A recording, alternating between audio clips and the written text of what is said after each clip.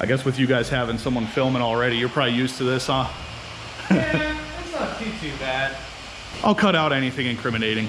It's not too bad. Hey guys, welcome back to Horsepower Obsessed.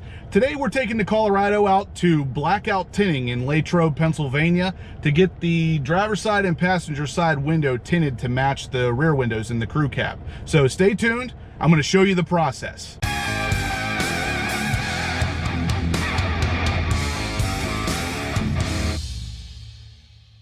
Alright, so for those of you who don't know, I actually had my Corvette tinted up at this same place, and they did a fantastic job. I've had a couple of my cars tinted at different locations, and I've never been happy with the result. Blackout Tinting really did it right. So let's go up there. We're going to actually get into the garage itself and actually show you the process and why they're so good. Alright guys, here we are. This is Blackout Tinting.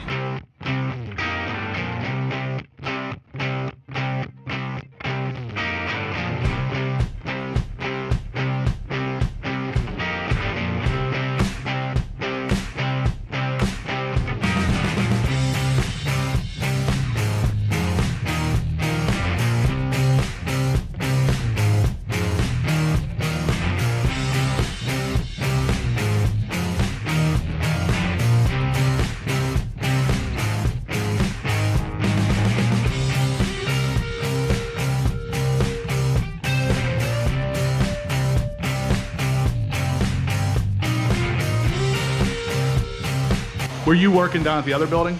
Yeah. Okay. I actually went there because, yeah, I think, yeah, you tinted my Corvette, right? The red Z06? Yeah, I remember it. It was one of you two. Yeah, it was one of us. Yeah. I had a beard. Right? Yeah. Yeah. Okay, you came from pretty far away. Irwin. Not too far. You came back somewhere with the Corvette though? Yeah. Got it. Yep. Yeah. Yeah, so I actually went down there today, and I walk in, I was like, this doesn't look right, because it's a karate place now. Yeah.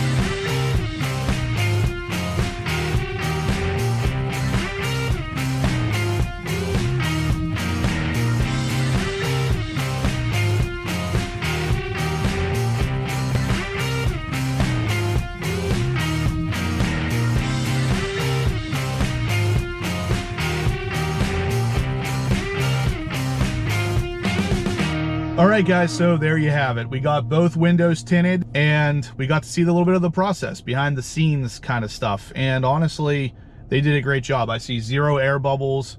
I can't roll the windows down for like 3 days just to make sure everything dries all right. And it looks like they use XPEL Tint, and it seems to be pretty quality stuff.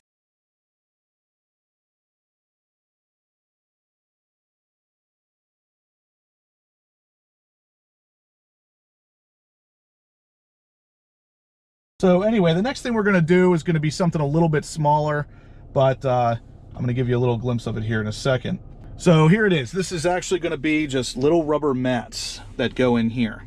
And what they do is they obviously add a little bit of color to the interior, but ultimately, especially this spot here and down in here, this is just hard plastic.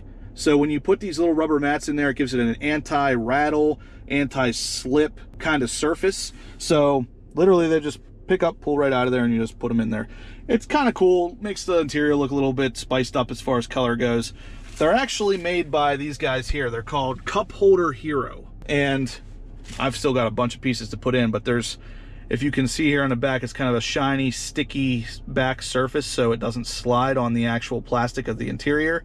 And the front is just a rubberized, real soft feel. So if you put keys or anything hard in it, this will stop it from sliding around or rattling around. So kind of a neat addition to the interior. And I'll link these down below in the description, but honestly, they were real cheap. They were like 20 bucks. And it comes with like 30 different pieces for installation in the interior. So obviously we have one here, one there, that's 3. One goes in here for 4. Then there's actually one that will go in the door pull pockets for the crew cab, so in the front and in the rear. One down in here for the cup holder in the door. All these little cavities here all get one. So it's pretty neat. And like I said, for 20 bucks and what they give you, especially for these 2 areas here, I was really annoyed with, like right here I would put my Easy Pass for the turnpike, and if I set it in there without that rubber mat, it just rattles around and bounces around. It just sounds like things are getting destroyed. So this is definitely cool stuff here. For the price, you can't go wrong.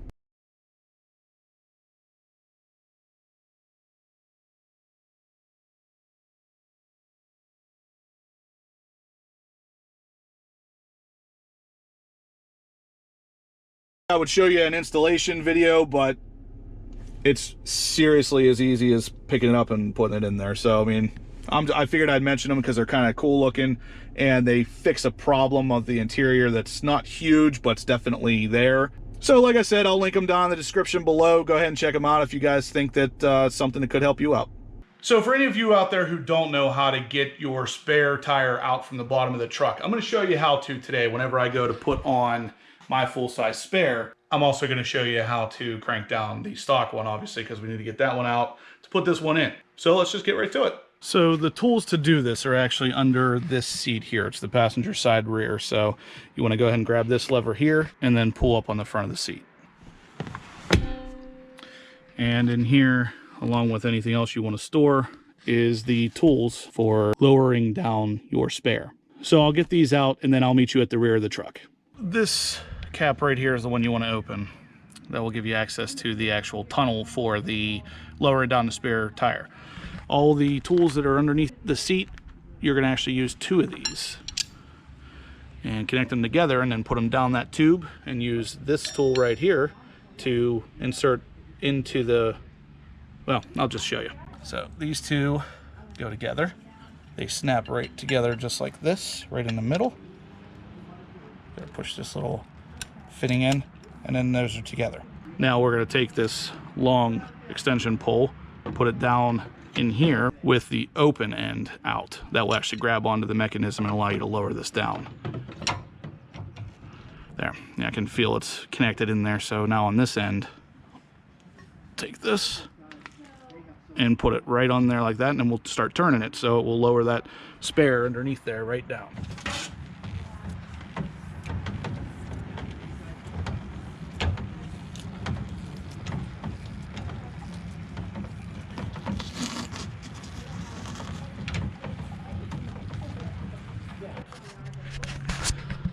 Now we get to do that same thing, only in reverse. So for those of you out there who aren't sure if this will fit, here's the stock full-size spare, and now the Midnight Edition rim full-size spare. Honestly, they're about the same size. There really shouldn't be any issues with this, considering the ZR2 comes stock with this thing underneath.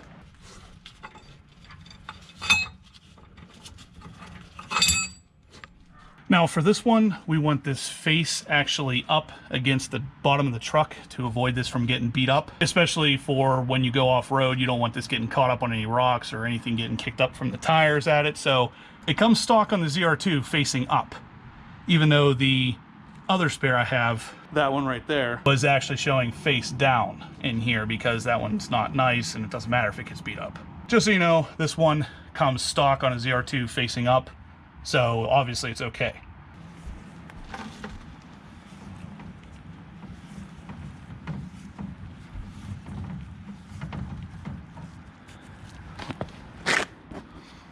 Now I do want to keep the tire stem over on this side so I can fill it up. I'm sorry, I'm going to keep it right here towards the back so I can fill it up, maintain the pressure on it.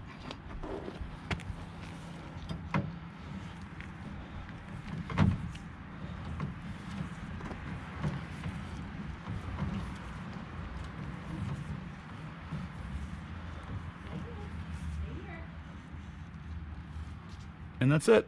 It's up in there nice and tight. So that's just an example, you guys. You can fit a full-size spare in here, no problem. This tire, from what I've read, is about 31.6 inches tall, and it fits with, I'd say, maybe an inch of clearance there around that heat shield. So if you were thinking of doing this, now you know, you can. All right, guys, that's gonna do it for today's video. So we got the windows tinted, we got some nice little rubber mats put on the interior, and we got that spare tire changed out. So I have all my factory rims here, about 3,000 miles on these, and now even the spare tire. If someone wants these, send me a message, they're yours. I'm trying to sell them and recoup a little bit of the money I spent on the Midnight Edition rims, so let me know if you guys want them. But like I said, that's gonna do it for today's video. So if you liked it, give me a big thumbs up. If you have any questions, shoot them in the comments section down below. And as always, guys, I'll catch you in the next one.